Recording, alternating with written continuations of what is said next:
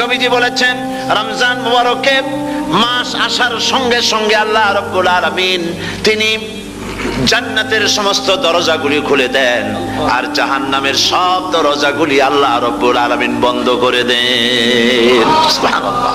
আর শয়তানকে শৃঙ্খল দিয়ে বেঁধে ফেলা হয়, শিকল দিয়ে শয়তানরা বাঁধা হয়ে যায়। এই হাদিসটা যখনই শোনাই বিভিন্ন জায়গায় লোকেরা বিভিন্ন জায়গায় প্রশ্ন করে, হুজুর কোন তো যে শয়তানরে বাঁধতে হয়, কিন্তু রমজান মাস হতো লোকেরা মদ খায়, মিথ্যা কথা কয়, তাহলে শয়তান বাঁধা থাকলো কেমনে? আমি বলি দেখেন, এরও ব্যাখ্যা আছে। এর ব্যাখ্যা হলো এই, কোন কোন ঘড়ি আছে একবার চাবি দিলে 6 মাস চলে, আর একবার চাবি দিলে 2 বছর চলে, আবার চাবি দিলে লাইফ চলে যায়, এরকমের ঘড়িও আছে। কোন কোন মানুষে শয়তানে এমন চাবি দিছে যে চাবিতে 6 মাস চলে, কোনটায় 10 মাস চলে, কোনটায় বছর চলে। রোজার মাসেও যারা গুনাহ করে শয়তানে এমন চাবি দিছে যে রোজার মাসেও বন্ধ হচ্ছে না। এরা শয়তানের খপ্পরে পড়ে গেছে।